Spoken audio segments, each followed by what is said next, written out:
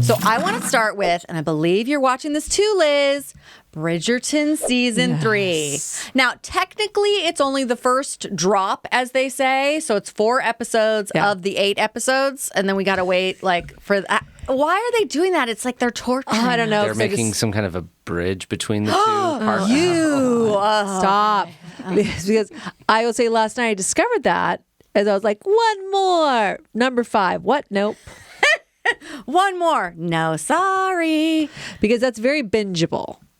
Yeah, and I think it's actually really smart that they're breaking it up because if you binge, well, I'm not saying I like it. Yeah. I'm saying it's smart of them to do because otherwise we all just like rush through it and then it's over. So this forces us to stop and really think about it. For a month. I know. For it's kind a of long. month. They did this with Stranger Things too. That was the first time I remember that they broke the season in half.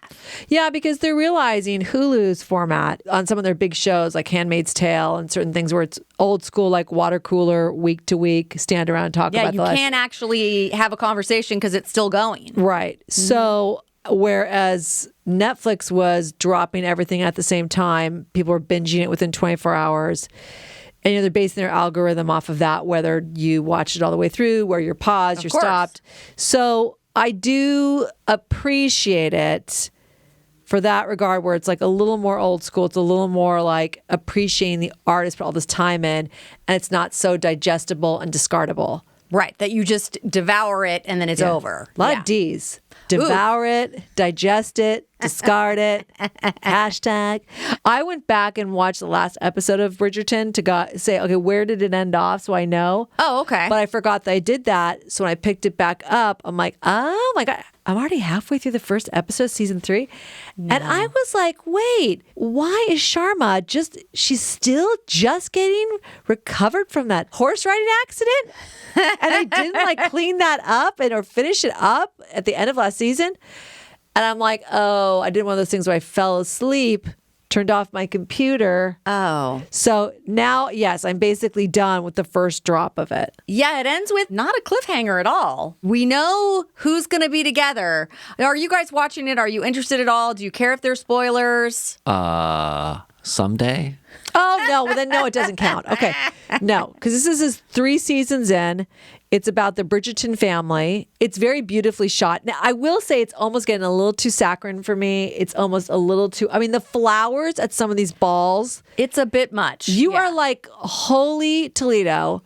Some of the dresses are so alarmingly over the top. The wigs on the Queen this time... They're going big. They're going real big. A TikTok on how they created this one wig where, it was almost like a picture within a huge wig. It was so fantastic. It was like a moving diorama inside the wig and a light and it was craziness. It sounds like the B-52s. More. It's so much bigger, Ed. Her poor neck, the actress. I mean, yikers. I mean, they must have something that holds up some of the weight in long scenes. Yeah. Well, I don't know. Yeah. So we start the season off with, Whistle Down, the gossiper, my dear gentle readers, the Dame Julie Andrews. Oh, she's astonishingly wonderful. Yeah.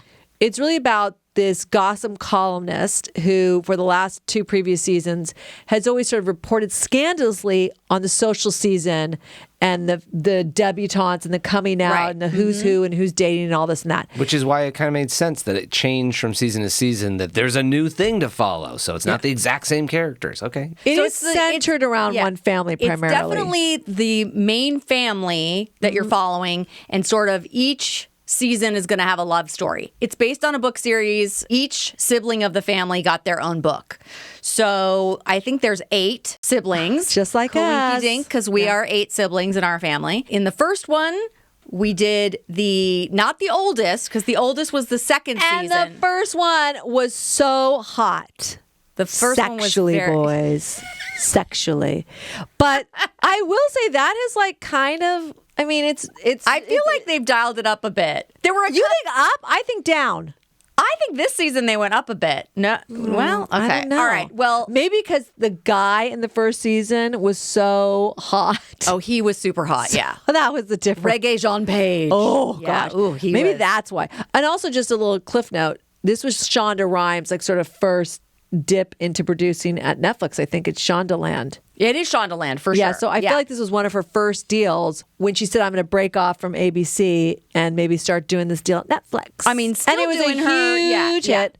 I can't get into Grey's Anatomy. No, I'm not. I was just going to say, my obviously God, still doing Grey's Anatomy on ABC, but this also. That is debatable if that still should be happening. We're not going to talk about that now. All right, so here are my main thoughts. Okay. So the couple that we're focusing on this season, which is Colin and Penelope. Yes. They had been kind of like on the fringes of she totally really liked him. It's a hard crush. Right. Hard crush. And he was definitely like friend zone. Yeah.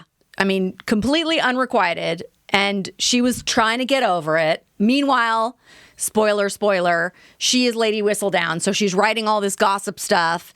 And she's she's kind of a spiteful jerk. You want to root for her. But it's like anytime anything happens to her, and especially this season with like Colin or, she feels slighted, the pen can be wicked. She'll go back and in tears and just write out and the next day be like, oh, what did I do? What did I do? I can't stop it. No, you jerk. I mean, so it's like you can't root for her and you kind of are supposed to root for her, but it's like she's sort of a jerk. Well, she's sabotaging herself. I mean, that's the bigger problem. Throw myself on the bed and toss and turn. Oh, what did I do? I mean, you're like, ugh.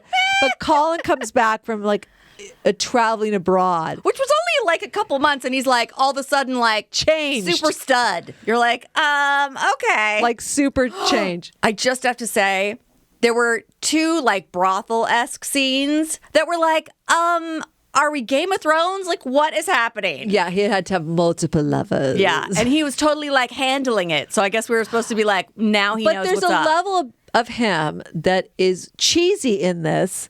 Yes. So that's what I'm saying is the main couple this season, you're like, I'm not sure if I'm 100%. I'm not getting turned on by you two. I'm not.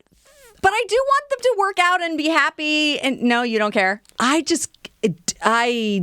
How that is a fantasy if they end up together. I mean, they're going to. I know, but that is a real. Well, but he finally sees her for who she is. But he has said numerous times, if I ever find out who Whistledown is, Lady Whistledown, I will destroy her. She's the most evil, cruel person. And Penelope's like all fraud, like oh no, like you're like, it's you jerk, it's you. She's in trouble. Yeah, so that's the you in trouble, girl. Yeah, that's the cliffhanger of at the end of these 4 episodes. We know they're together because they had some like chemistry, super hot time in the carriage. Woo! And then afterwards, he was like, "We're gonna get married." If the carriage is rocking. Yeah, if the carriage is rocking, don't come a knocking. Yes. I think it's always rocking, but sure. Oh, jeez. In this case, it was because it was on the move. Mm-hmm. So this was just happening while they were headed home. So yeah, they ended it with a teaser for the next 4 episodes, and you realize like, oh yeah, she's Lady Whistledown, so this is a real problem. So even though they're fine romantically, we've got this big problem hanging over our heads. And her best friend, which is... her ex-best friend, which is the sister, she knows. And she's like, if you don't tell him, I'm going to tell him kind of thing. Yeah. So that's what we have to look forward to. I will say the 2 actresses who play Penn's sisters are fantastic. Did they just... It's Cinderella. And one of the sisters, her dad is from Downton Abbey, and her mom is from Harry Potter. Dolores Umbridge. Yes. Yeah. And she's great. But yes, I mean, if you weren't inspired by the evil stepsisters of Cinderella, I mean, that's what they are. I mean, it's such a and parallel. Their costumes are almost identical. For sure. I mean, also, the mom is like... She's not a stepmother, but she's real, like the wicked stepmother style. But it's funny because I feel like those 3 characters and now the 2 sisters now have like husbands.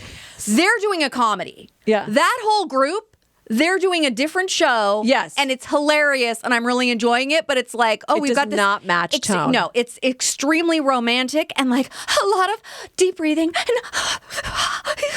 And then the other people are doing, like, this other group is just like doing slapstick, goofy, hilarious. I mean, the whole thing of Okay, so you have a little like Benny Hill matched with like their Royal Academy of like, you just have such a weird tone match sometimes in these scenes. Because like Mrs. Bridgerton, the Viscountess, the original, she's going to be pushed out.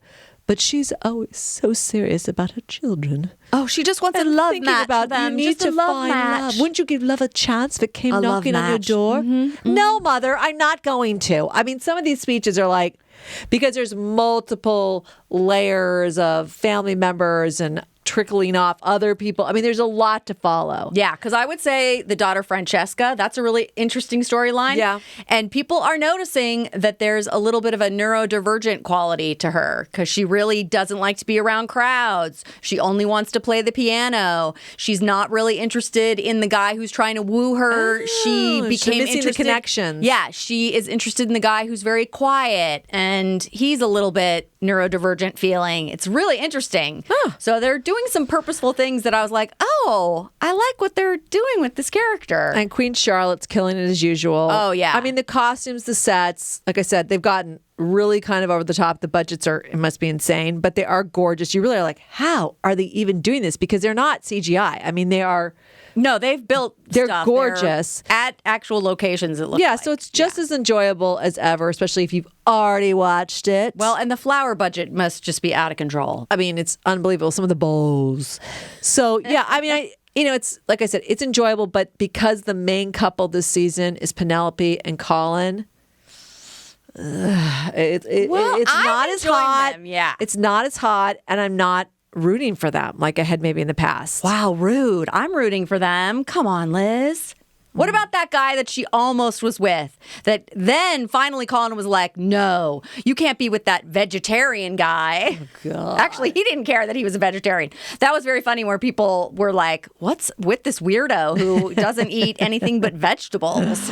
Oh, gosh. Like, I mean, Penn, if there's any chance with Colin, was going to go for it. So it doesn't matter. It's like, yeah, she had to. Well, I like that they also gave her a complete makeover this season. They changed her hair. They changed her dresses. There's still a lot of boobs. More Parisian. Yeah, there's still a lot of cleavage. The boobs are literally pushed up. I don't even know if my boobs could do that. Like, they are in your throat, basically. Well, yeah. I did hear something interesting about the costuming that period-wise, it's not historically accurate. They did stick with what they consider, although some characters this does not apply, the silhouette is what they would consider historically accurate, but then none of the fabrics really are or the colors are. So they're just kind of doing their own, which is fine. The whole thing is a fantasy. Yeah. So they should be able to do whatever they want. Yeah, because they don't get into really anything historically that's going on in England or anything that's happening at the time. No political. Wait, is this going to turn out to be Lost? And they're like all dreaming on a beach somewhere after a plane crash? Yeah, it could be. It could be. That'd be fantastic. Bridgerton on Netflix, season 3. Part 3. 1 drop. Yeah, part 1, part 2. When is it coming? Like June. We have like a month. Yeah. It's like mid-June where it drops. Good Lord. Yeah.